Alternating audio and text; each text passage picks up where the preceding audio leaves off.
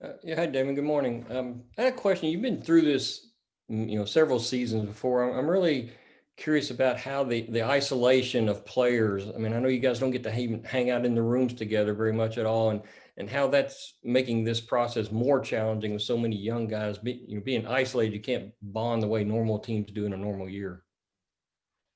Yeah. I mean, the benefit that we have is that we live together in the lodge, and being that Kentucky has took the safety measures to make sure we're all healthy and that we test regularly.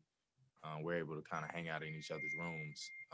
Whereas my old place, we or most college campuses that I know of, like main guys that you aren't living together.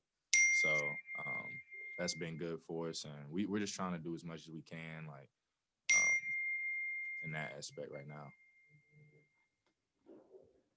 All right, John Hale, we'll go to you. Just a reminder, guys, players that will keep your line unmuted if you have follow-ups. Go ahead, John. Davion, as a guy, really the only guy on this team who came from a really successful program, I'm curious, what has this frustration level been like for you? How are you just personally handling the struggles right now? Um, I mean, I'm fine. I mean, I still understand that it's really early. Um, that things weren't, every season that I played in, things didn't always start off, you know, beautiful. I mean, it's always going to be some form of struggle, but that's the best part about it. How do you fight back? How do you answer to adversity? So, I mean, it's very frustrating. I mean, I'm a huge competitor. I mean, I know the guys around me are huge competitors. I mean, I see a lot of the guys' faces after a loss, and I mean, it hurts. It sucks, but um, it's still very early. We're still figuring it out.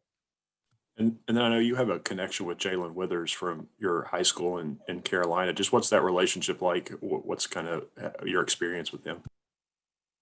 Yeah, I think he was a freshman when I was a senior in high school, and he was a very quiet kid back then. I mean, we didn't really speak as much, but he's super cool guy. Like so happy that we can compete still at this level. Years later. Jerry, we go to you. Larry after him. Yeah, Davion. Earlier, Coach Cal said that three guys, he had picked three guys to sort of deal with issues with the team and other players, and they were older players, he said. And I'm wondering if you were one of those players, and if so, how you see that role. Yeah, I mean, coach pulled a couple guys in the office, and he talked about taking the stress off of him of having to deal with the non-negotiables. That should be the responsibility of the guys he selected, and everyone is on board with it. Everyone is agreeing with it and jumping on board. So um, that's what it is. And I'm wondering, you guys, with the issues you're, trying to get going, does that take away from a rivalry kind of game? You know what I mean? Are you more focused on the issues internally than to get caught up in a rivalry? Oh no, I don't really want to like drag it out. We're still super focused on what we have right now, and we're still just rolling. We understand the magnitude of this game, and this we know we're representing, and we this is our chance. This is our time. I mean, we're like Coach mentioned, we're gonna get the best from everybody, and especially a team like who really wants to play us. So we're super locked in and focused on Saturday. Larry Vaught, you're up next. John Long after him. Davion, a couple of things. Just kind of wondering with the post game after the North Carolina loss and what's gone on the last couple of days, that would seem like that could be either just really tear a team apart or could really help a team kind of come back together. How are you kind of sensing it's going to play out with you guys? I'm sorry. Can you restate the question? With some of the things that apparently went on in the locker room after the game Saturday, then having to send a player home on Sunday, things like that can sometimes kind of tear a team completely apart, or it could bond them together and bring them back together and playing even better. How are you sensing things are going to go with you guys? Yeah, I mean, we have a great coaching staff and a great supporting system to help monitor things like that, I don't think it's going to tear us apart at all. I mean, I still think we're a huge family, a huge group.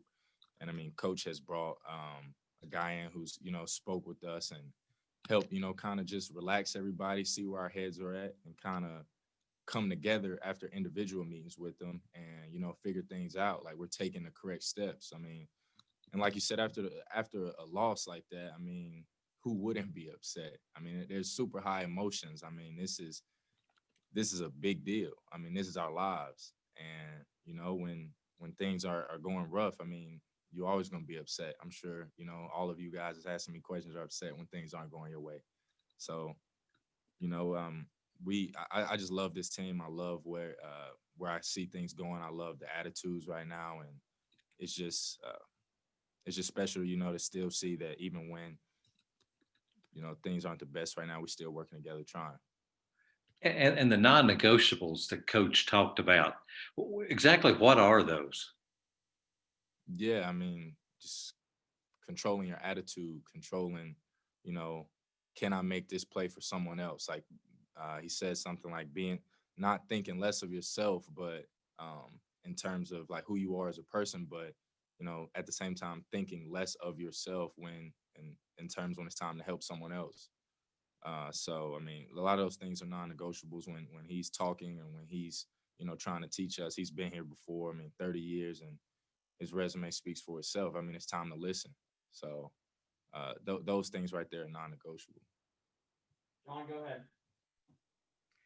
Hey, Davion, first of all, Merry Christmas. And then secondly, before you got here, you realized how crazy the fans were. And now with you guys being 1-5, can you kind of understand why everybody thinks the sky is falling?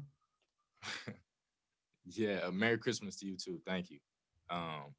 Yeah, I can understand that. I mean, for them, they're used to winning, and we are too. But I mean, I'm here to say the sky is not falling. It's still blue, and it's all right.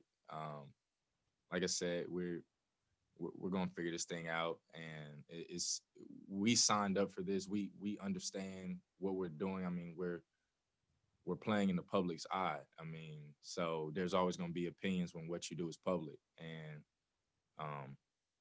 I mean, hopefully we still have the support with you guys, but if we don't, we have each other. So. You mentioned earlier that you feel like that there's still time, and yet there's got to be a point in which a sense of desperation kind of sneaks in. Are you guys anywhere near that point? No, I mean that right now there are top 25 teams who have lost 2 games. I mean, if you ask me, there's not that big of a difference at this point of the season between 2 and 5. As in our 5 is in our loss number, as we all know. But I mean, we have time to pick it up, and we have the correct staff and everyone around us to do that. Guys, I'm going to cut Davion loose here so I can get you to Lance because we're bumping up against practice. Hold on just a second.